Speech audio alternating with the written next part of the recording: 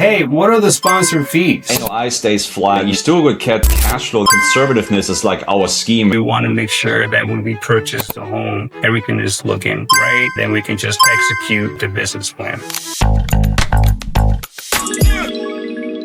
Welcome, everyone, and thank you for joining us today. I am here with my business partner, Matthias. Say hi, Matthias. Hey, guys. So this webinar is going to be a little different. We're going to walk through some of the most common and thoughtful questions we have received regarding the Alabama deal up to this point. Most of our investors are accredited, and a lot of them have experience. And some of them own mobile home parks, so they really understand the business, and they come up with some really good questions. And that's what triggered this webinar. It's like, hey, if some experienced folks are having these really good questions, let's address it via webinar. That way we can share it with you guys and really understand how everything works, what we're thinking, and some of the details behind the business plan. So, yeah, with that said, let's do this, Matthias. Let's do it. So one of the questions was, hey, what are the sponsored fees? And can you walk through the fees for our investors? Sure. So the fee for the acquisition fee is 3% of purchase price. We have 3% of gross income for the asset management fee. Some might say this sounds a little bit high because, it's 3% for the asset management fee. But for us, it's a lot different because in the mobile home park industry, we have much lower rents than compared to apartments and other asset classes. So the fees automatically from a percentage perspective higher, but the monetary value is about the same what you would see on an apartment, right? So that's why we have a little bit of a higher fee there. Compare, apartments get like $1,500 to $2,000 depending on the market on rents. And we have many tenants here that are only paying $300 right now on lot rent. If you put 3% on the 300, it's a very, very small fee that you're getting back. And with the asset management fee, we cover our overheads for the business and subscription fees for property management software, you name it. So that's why that fee is at 3%. We have another 1% capital transaction fee. This is for later down the road, meaning years down the road for a refinance and or a sale at some point. So every time there's some kind of capital event, we call it, there's a 1% transaction fee. And the reason for that is there's a lot of work behind a refinance of a commercial asset. So it's almost like an acquisition, not as heavy as an acquisition, but you're talking about 4 to 6 weeks of like heavy fire round questions and finances getting taken apart. Every sub GL account gets scrutinized. And especially if you go like to more like CMBS and agency debt, there's a lot of scrutiny there as well. So it's a lot of work. That's why there's a capital transaction fee being charged to compensate for that time. And again, you might think like, oh, it's a little bit high, especially you guys have your own in-house property management company because you're managing everything in-house. It's not high if you compare it to, again, what I mentioned earlier, that the rents are much lower compared to apartments. And if you would actually go to a third party, that would charge 12 to 14% because of the lower rents, because they need to cover their overhead.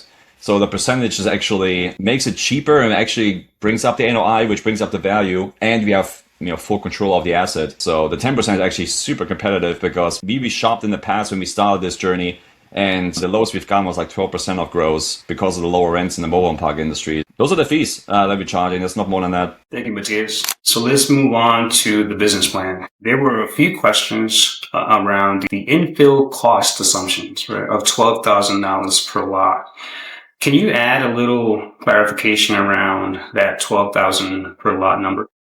Absolutely. I love that question. I'm so glad that person asked that question because it's really good. Vinny and I talked about this offline too, and we said we probably should have like an extra slide or two in our pitch deck just explaining those numbers, because I can totally see why somebody can think like this number can't be right because of their experience bringing used homes in or maybe buying their own homes differently, right? And the way we're doing it, it's just a tool we have in our tool belt. We're using the Vanderbilt floor plan, which is, think of it like as a line of credit, so to speak. And you can use that alongside of a Vanderbilt loan for the park or just like as a standalone tool as well. Qualifying for that is a little bit tricky. I don't think you can just walk into Vanderbilt and say, hey, I want to have like a $3 million floor plan or line of credit. There needs to be an existing relationship. They need to see some, track record with you, etc.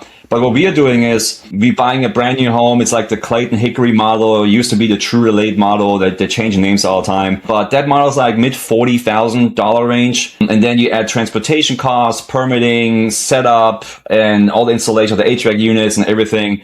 You look at like a full cost between like, we've seen as low as $68,000 all in up to like $78,000 roughly. And what we are doing with the Vanderbilt floor plan is we only do 10% down. which means if, let's say for easy numbers, it's $70,000 all in, we only have to pay $7,000 down payment. And that's turnkey. We don't pay that until the home is actually set in place, which they don't always do. Sometimes they want that before they even ship the home. They have to put a 10% down. With us, we have a relationship with them. We don't pay until we actually take the keys, the 10% down, because we told them, hey, we want to make sure the job is done before we pay the money. And they accepted that. They don't do it for everybody. In this case, they do though. And then in general, on an operational basis, we charge a 10% property management fee. Of course, you might say, okay, there's $7,000 right there. Why are you calculating for 12? This is A, buffer, and B, just in case there's any other outside site prep we have to do to get the lot ready. It might be, removing a tree. It might be just getting rid of brush around the area. With some other site prep we have to do, some grading perhaps. But the nice thing is with Vanderbilt's floor plan, you can actually put a lot of site prep into the financing. So it might bring the total cost of the home up to $82,000 and you just pay $8,200 down payment. And there's no other outside money you have to put into the lot, and everything is financed besides, a 10% down payment. Then you have a typical monthly payment you have to make. And depending on the rate right now that they're charging, you're looking at $700, $750, put another $100, $150 on top for tax insurance for the home. And then you have to just make sure that you get more for the rent-to-own payments or, rent payments. So you have a spread there. But the value of the park increases because of we bring in, more occupying units into the park. So that vacant lot that made no money also makes $1,000 a month, especially the $400 or $500 lot rent at some point brings up the value tremendously. And we do that, 21 times, brings up the value millions in this case. So we're not really looking at for cash flow because this deal already has it without it. What we're looking with this is actually bringing up the value of the park with this strategy with the financing. The first step is always selling the home outright, because then we can just reset the line of credit. We can sell for $80,000 if we got 80 all in, maybe even make more than we have in and actually make some money on top of it, which would be the best case scenario. It doesn't always work that way, but it can. But this market, I would say, for the Alabama deal, it's very likely more successful with the long-term rent-to-own strategy, where there's people paying a nice down payment, 12-year term, and pay it off over time. And then we have some little spread on the cash flow, but get the value out of the park tremendously while doing it. Thank you for that. Hopefully that helps. And if you still have questions, send your questions. We're here to answer them. Another question that came up was the rehab budget of $7,500 per home. Obviously some investors think, hey, especially the experienced one, hey, I've done this before, right? $7,500 sounds kind of light. What's the response there? Yeah, it depends on the condition of the home. So we actually got in with $10,000 average per unit before we saw the homes and everything, because before we saw the parks, before we got on the contract, where we didn't see the inside of the home. So when we actually saw the inside of the home, we realized, whoa, there's at least 10 plus homes that are rent ready. We don't have to put any money in. Maybe just wipe the floors or whatever because they're dusty, max. And there's some homes that maybe need $500 to $1,000 to get ready. And that's probably another 5 to 10 probably in that range. So at least 21 homes that need some money. So that brought the average down tremendously. Actually, from our notes, if you go through our due diligence notes internally, you can actually see the average is more $5,000 a home. There's some contingency there of $7,500 because there's some homes, I believe, are going off memory here. I think there's 2 or 3 homes that probably need demo. That means they need to get removed. And then back to the point I just made with buying the homes for 10% down. Why would I spend $15,000 to $20,000 on a home if I can demo it for $3,000 to $4,000? Put $7,000 down, so I'm 11 all in, and get a brand new home, which brings a much more rent and also increases the curb appeal. So brings up the value of the park tremendously and increase the curb appeal, getting rid of a home that looks kind of ugly, and put that money, same amount of money or even less, arguably, and bring a brand new home in. So I think if you have that tool that I just mentioned with the Vanderbilt floor plan, and there's others that are doing this too. It's 21st Mortgage does it as well, and Triad has similar models and stuff like that. So if you use that tool, you don't want to necessarily go out there and spend more than, $12,000, $15,000 on a home anyway. And it seems lower because we were able to dial that number down to $7,500 because we've seen all the homes. Many of them were in phenomenal condition, shockingly good. That's why we could get that average down. So that helped a lot on the budget side. Absolutely. Some investors had, questions about the utility mix. So most of the communities are on city water and sewer. 2 properties have a mix of sewer and septic systems. And we have completed inspections, including septic evaluations, and addressed any minor issues identified during due diligence. Question that came up was, hey, how much are the sponsors investing alongside LPs? It's a fair question, right? And it comes up often. For this particular deal, the sponsors, we have committed between $175,000 to $200,000 again for this particular deal. And that's going towards earnest money, inspections, due diligence cost, alongside with signing on the loan and providing personal guarantees. And it also includes some investment LP money. Some of the sponsors invest on the deal personally. So we want to make sure that we are completely aligned with the investors. Moving on to Capex, right? We have a Capex budget in the business plan of $200,000. What does that budget include? Yeah, that's a good question too. We probably should also have that in the pitch deck in the future, like a breakdown of, okay, what does $200,000 Capex do in the park? So you have 5 different parks here. So everything I'm saying right now is kind of like, times 5.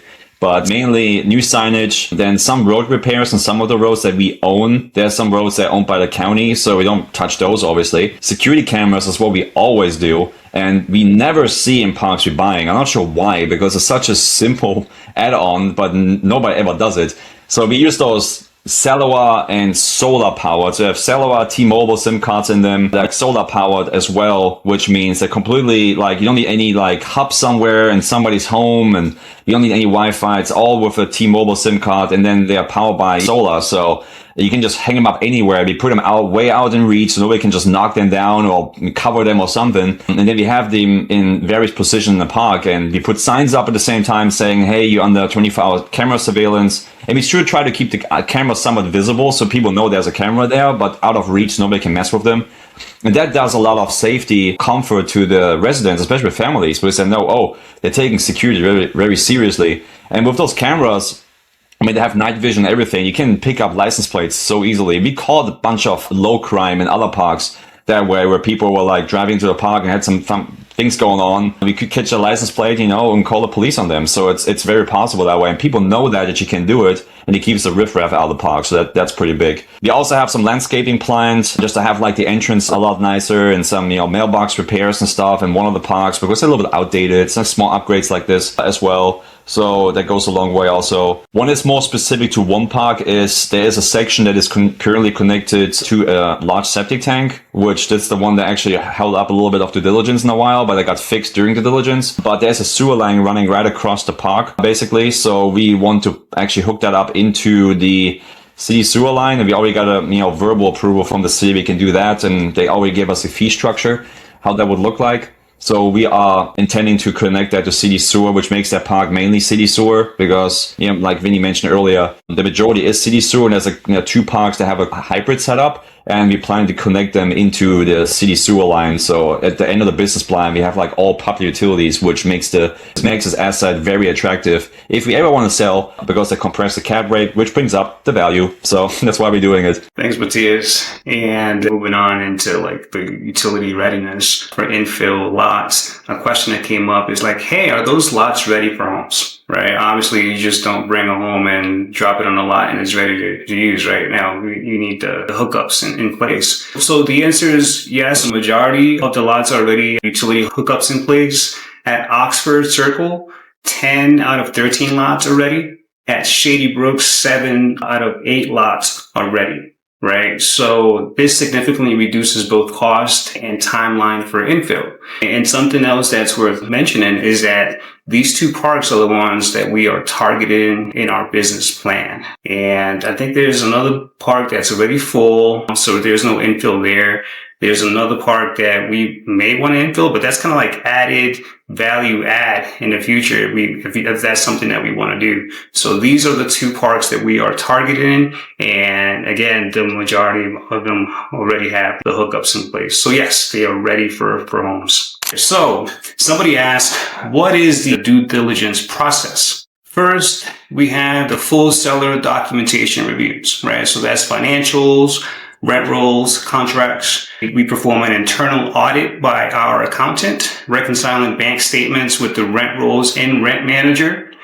Lender required reports, right, including phase 1 environmental and survey. And these are required by our lenders. We perform them on all parks that we purchase. Septic inspections where applicable, physical walkthroughs of all properties. That is what Matias and I did in Alabama not so long ago.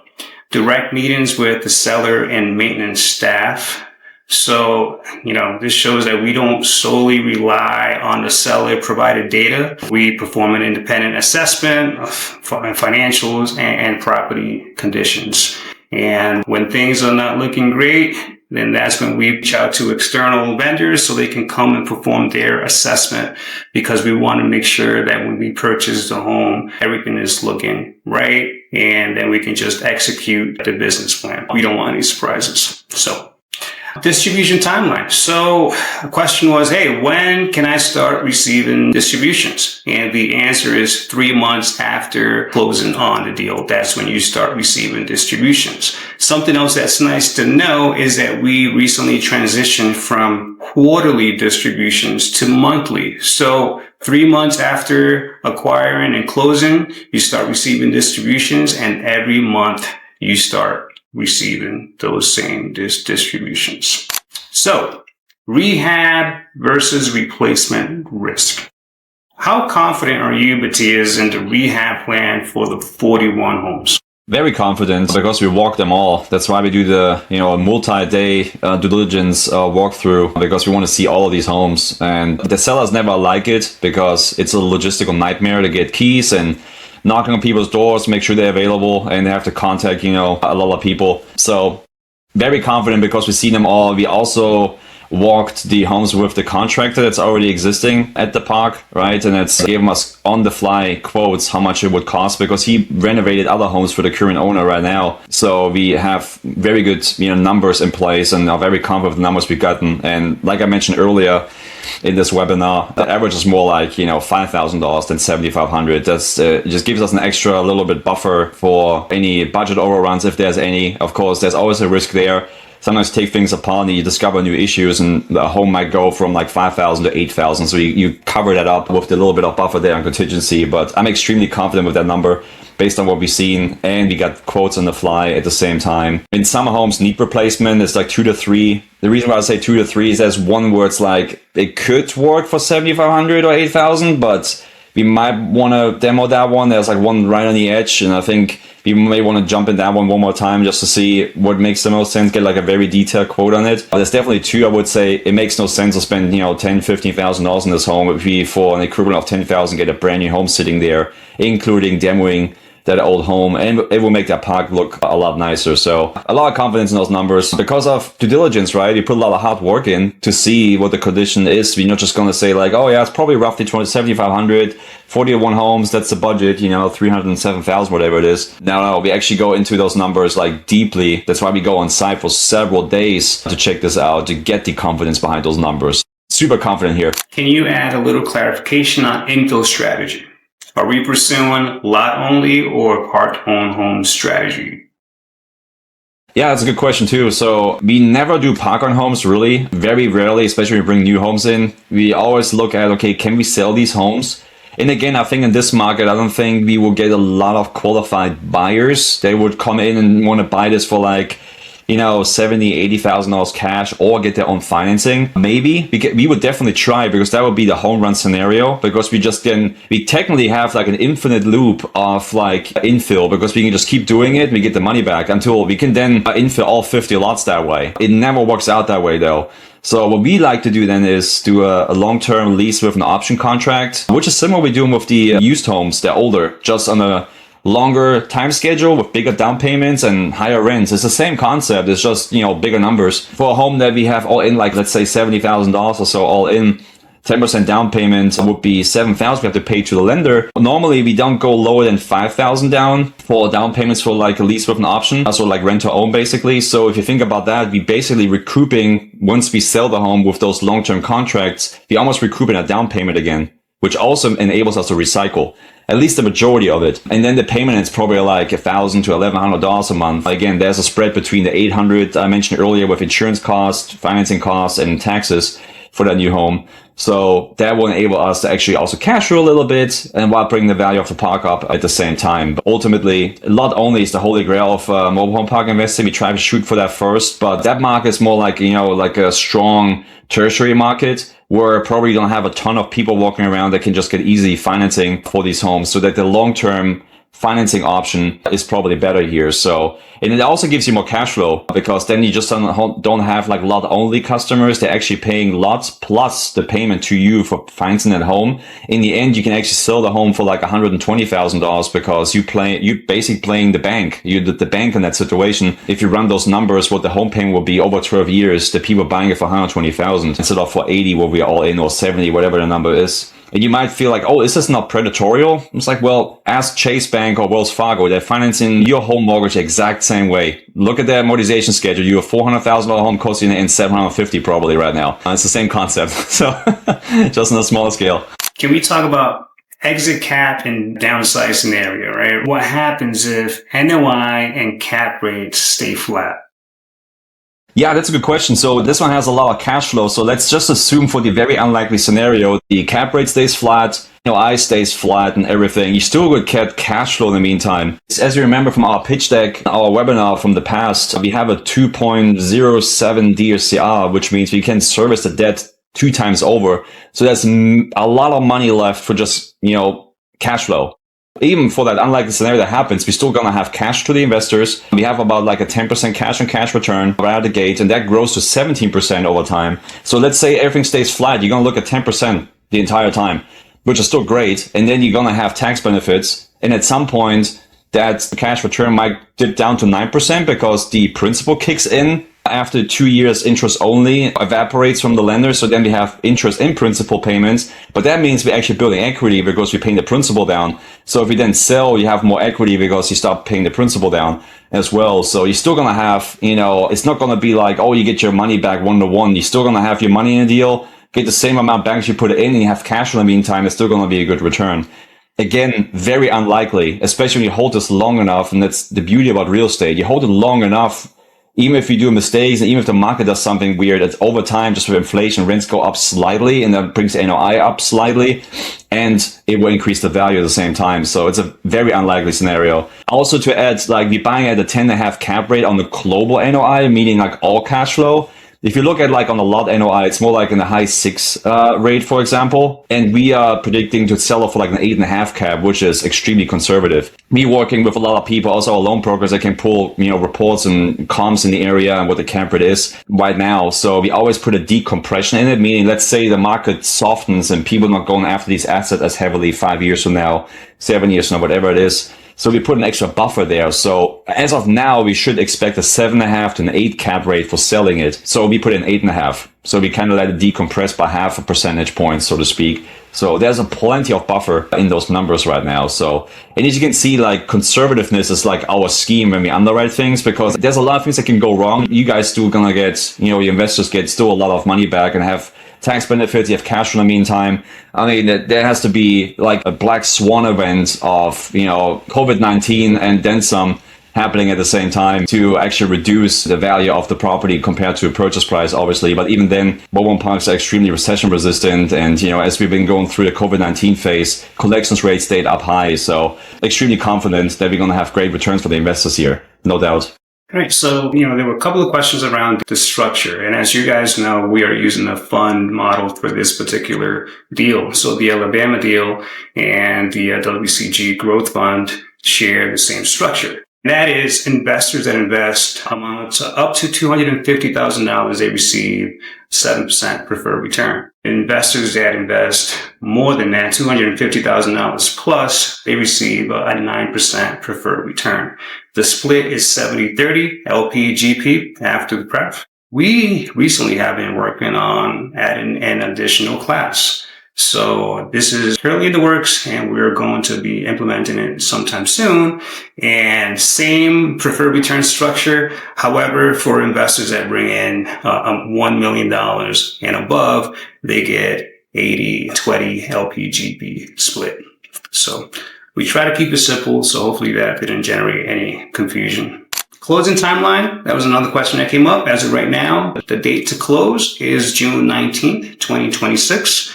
It is around the corner, right? So pretty much a month from today, we will be scheduling our WCG live webinar soon. So please stay posted, and we'll be sharing when that date is determined so you can join and ask your questions live. So that should be coming up in the next couple of weeks or so. That was pretty good, right? Addressing investors' questions. And we'll be sharing this webinar with our investors through our portal. Anything you want to add, Matthias? Keep those questions coming. They make us better operators too, and dig a little bit deeper, and also make our offering memorandum, the pitch deck, stronger for the future, because we know where the questions lie from our investors, and that makes us better operators. So keep them coming. I love to answer these questions, and they've been phenomenal questions. So you can see our investor base very sophisticated. They know what they're talking about, so that's great. So happy to invest alongside with them on this next deal. Absolutely. So with that, thank you everybody for joining us today. If you have any additional questions, like Matthias said, feel free to reach out. We're here to answer them. So we will be sharing some more information here shortly in terms of our live webinar. So stay tuned. You have a wonderful day. Take care. Take care. Thank you.